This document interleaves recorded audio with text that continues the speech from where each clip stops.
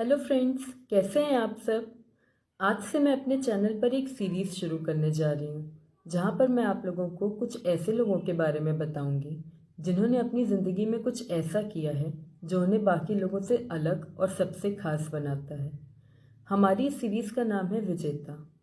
तो आज विजेता सीरीज़ के पहले एपिसोड में मैं आपको एक ऐसे पुरुष की कहानी सुनाने जा रही हूँ जिन्होंने अपनी मातृभूमि के लिए अपना सब कुछ न्यौछावर कर दिया, यानी कि दानवीर भामाशाह।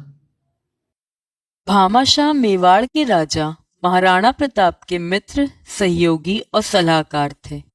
वह मेवाड़ राज्य के दीवान थे, साथ ही बेमिसाल दानी और त्यागी पुरुष थे। दानवीर भामाशाह का जन्म राजस्थान के मेवाड़ राज्य में 29 अप्रैल 1547 को हुआ था। उनके पिता का नाम भारमल था, जो रणथंबोर के किलेदार थे। 1576 में महाराणा प्रताप ने अपने मेवाड़ राज्य की रक्षा के लिए हल्दी घाटी के मैदान में अकबर के साथ भयंकर युद्ध किया, परंतु इस युद्ध में महाराणा प्रताप की संपूर्ण सेना और संपत्ति नष्ट हो गई। वह अपना राज्य छोड़कर अरावली की पहाड़ियों में चले गए। अपनी पत्नी लक्ष्मी और पुत्र अमर के साथ वह निर्जन वन में भटकते हुए अनेक कष्ट सहते रहे, परंतु अपने राज्य मेवाड़ को मुगलों से मुक्त कराने के संकल्प पर अडिग रहे। इस संकल्प को पूरा करने के मार्ग का सबसे बड़ा अवरोध धन का अभाव था। एक दिन वह एकांत में एक शिला पर बैठकर बदली हुई परिस्थितियों पर विचार कर रहे थे कि तभी उनके मित्र और मेवाड़ राज्य के दीवान भामाशाह उनके पास आ पहुंचते हैं। वह महाराणा प्रताप की जय बोलते हुए उन्हें प्रणाम करते हैं तथा अपने पूर्वजों द्वारा संचित अपार धन दौलत राणा के चरणों में अर्पित कर देते हैं। राणा प्रताप, हम क्षत्रिय हैं, पराया धन स्वीकार नहीं कर सकते, कहकर उस धन को लेने से इनकार कर देते हैं। यह संपत्ति राजवंश की ही दी हुई है, इसलिए मैं इसे राजवंश की ही सेवा में अर्पित कर रहा हूँ, भामाशाह कहते हैं। राजवंश अपनी दी हुई चीज वापस नहीं लेता। राणा प्रताप की यह बात सुनकर भामाशाह कहते हैं, देश हित में त्याग और बलिदान करने का अधिकार केवल राजवंश का ही नहीं है, हम नागरिकों का भी है। यह देश हमारा है और हम अपना सब कुछ देश हित में समर्पित करना चाहते हैं। भामाशाह की इस अकाट्य तर्क को सुनकर महाराणा प्रताप एक क्षण के लिए मौन हो जाते हैं, फिर उठकर भामाशाह को गले लगा लेते हैं। भामाशाह ने राणा प्रताप को 20,000 सोने के सिक्के और 25 लाख रुपए दिए। यह इतना पर्याप्त धन था कि 25,000 की फौज का अगले 10-12 वर्षों तक निर्वहन हो सकता था। देश के लिए अपना सब कुछ दान कर देने वाले इस दानवीर के नाम को चिरस्थायी रखने के लिए छत्तीसगढ़ सरकार ने दानवीर भामाशाह सम्मान स्थापित किया है।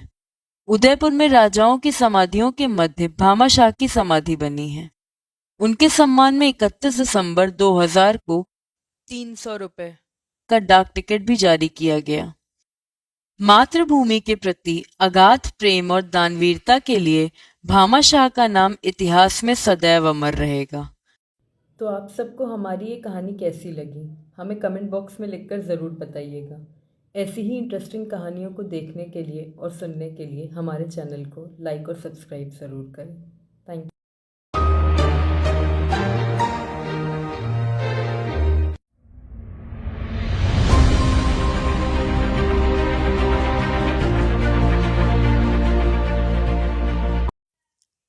नमस्कार, स्वागत है आप सबका मेरे चैनल द स्टोरी करी में।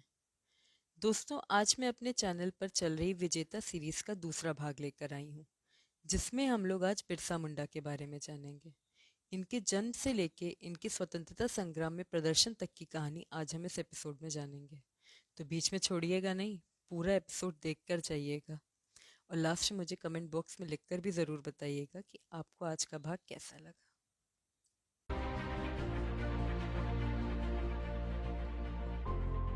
भारत के स्वतंत्रता संग्राम में अनेक वीर सेनानियों ने अपने प्राणों की आहुति दी। इनमें से कुछ नाम लोगों की जबान पर हैं, जबकि कई गुमनाम ही रह गए। ऐसे ही एक महान स्वतंत्रता सेनानी थे बिरसा मुंडा। जिनको आदिवासी समाज आज भी भगवान के रूप में पूजता है।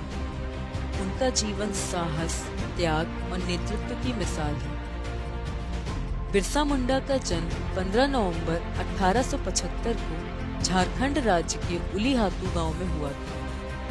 उनके पिता का नाम सुगना मुंडा और माता का नाम करमी हातू था। बिरसा का परिवार मुंडा जनजाति से था, जो झारखंड, उड़ीसा, मध्य प्रदेश और छत्तीसगढ़ के जंगलों में रहती है। मुंडा लोग सरल स्वभाव और मेहनती होते हैं। बचपन में बिरसा अन्य बच्चों की तरह वे माता पिता के साथ खेती बाड़ी और अन्य घरेलू कामों में हाथ बटाते थे। पढ़ाई के लिए उन्होंने स्कूल जाना शुरू किया, लेकिन कुछ समय बाद पढ़ाई छोड़ दी। धीरे धीरे वे बड़े हुए और उनमें नेतृत्व के गुण निखर गए। उनका व्यक्तित्व अपने साथियों से अलग था। बुद्धिमान, तेज तर्रार और मजबूत कदकाठी थे। बिरसा के भीतर सामाजिक सेवा और आदिवासी समाज को संगठित करने की भावना जागने लगी। वे आदिवासियों की पीड़ा को समझने लगे और उनके जीवन में बदलाव लाने के प्रयास करने लगे। उनका प्रभाव इतना बढ़ गया कि मुंडा समाज के लोग उन्हें धरती बाबा कहने लगे और उनमें दैवीय शक्ति देखने लगे। ऐसा माना जाने लगा कि बिरसा के स्पर्श से बीमार व्यक्ति ठीक हो सकता है। धीरे धीरे उनका सम्मान और आदर बढ़ता गया। देश भर में अंग्रेजों के खिलाफ आजादी की लहर उठ रही थी। बिरसा ने भी आदिवासी समुदाय को संगठित कर अंग्रेजों के खिलाफ आंदोलन शुरू किया।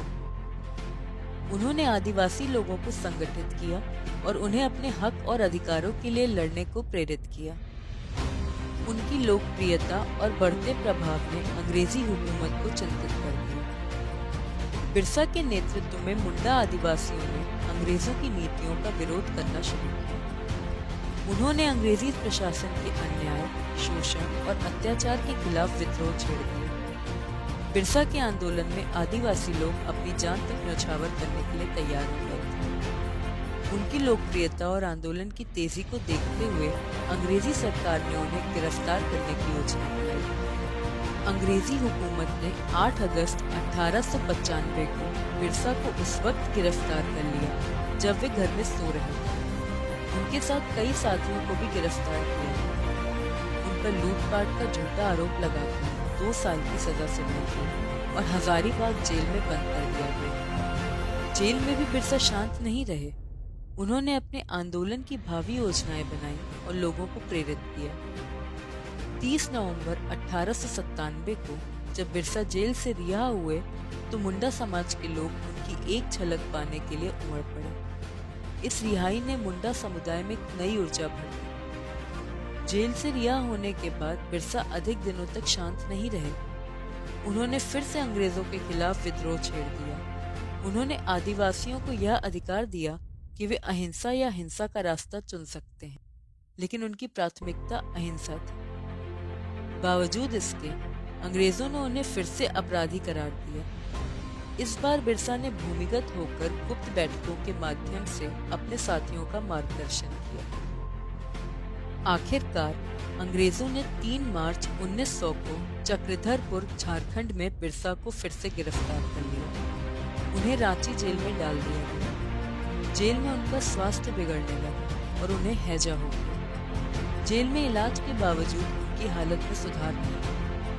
6 जून 1900 को बिरसा ने इस दुनिया को अलविदा किया। उनकी मृत्यु के बाद भी उनका आदिवासी समाज पर गहरा प्रभाव पड़ा। बिरसा मुंडा की मृत्यु ने आदिवासी समाज को तोड़ दिया, लेकिन उनके विचार और आंदोलन की भावना मरने नहीं। आदिवासी लोग आज भी उन्हें भगवान मानते हैं।